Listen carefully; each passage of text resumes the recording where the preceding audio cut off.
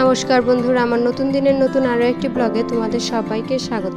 কদিন থেকে যে গরম পড়েছে, এই গরমে কিছুই ভালো লাগে না, তাই ভাবছি আজকে করব মাছ দিয়ে পাতলা ঝোল। আর গরমে যা যা সবজি পাওয়া যায় সেই সবজিগুলো দিয়েই বানাবো।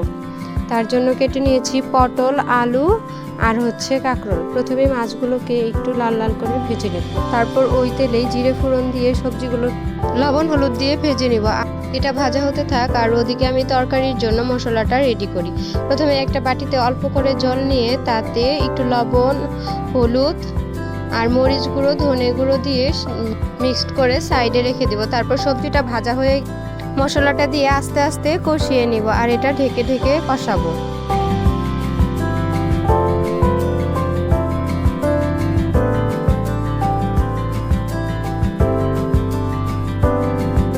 মশলাটা কষানো শেষ হয়ে গেলে তরকারিতে ঝোল দিয়ে দিব, আর ঝোলটা ফুটে এলেই আমি ভেজে রাখা মাছগুলো দিয়ে দিব, আর ভেজে রাখা জিরে গুঁড়ো দিয়ে কিছুক্ষণ ফুটিয়ে নেব, আর ফুটিয়ে নিয়ে নামিয়ে নেব। তারপর এবার বানাবো ঢেঁড়সের ঝাল। আর ঢেঁড়সের ঝালের জন্য প্রথমেই ঢেঁড়স আর আলুটাকে সুন্দর করে ভেজে নিতে হবে লাল লাল করে।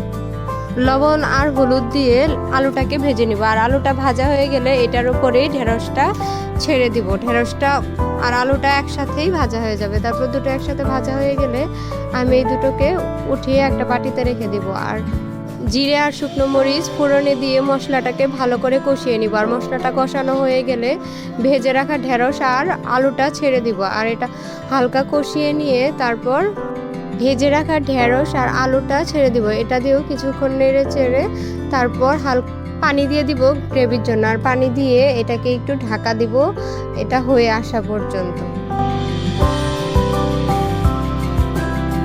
সবশেষে সর্ষে বাটা দিয়ে এটাকে 2 মিনিট রেখে নামিয়ে নেব। তারপর আবার করে নিব করলা ভাজি। আর করলা ভাজির জন্য প্রথমে কড়াইতে একটু বেশি করে তেল দিয়ে 5 ফোড়নে দিয়ে দিব, আর 5 ফোড়ন দিয়ে এটাতে আলু আর করলা ছেড়ে দিব, সাথে একটু পেঁয়াজ, রসুন আর কাঁচামরিচও দিব, দিয়ে একটু হলুদ আর লবণ দিয়ে ঢেকে ঢেকে ভেজে নেব। এটা কিন্তু দারুণ লাগে। তারপর দুপুরবেলা অনেক গরম ছিল, তাই আমরা একটু সবাই মিলে শরবত খেয়ে নিলাম। আজকের ভিডিওটা এই পর্যন্তই। সবাই সুস্থ থেকো, ভালো থেকো, আর আমার ভিডিওটা যদি ভালো লেগে থাকে সাবস্ক্রাইব করে পাশে থেকো। ধন্যবাদ।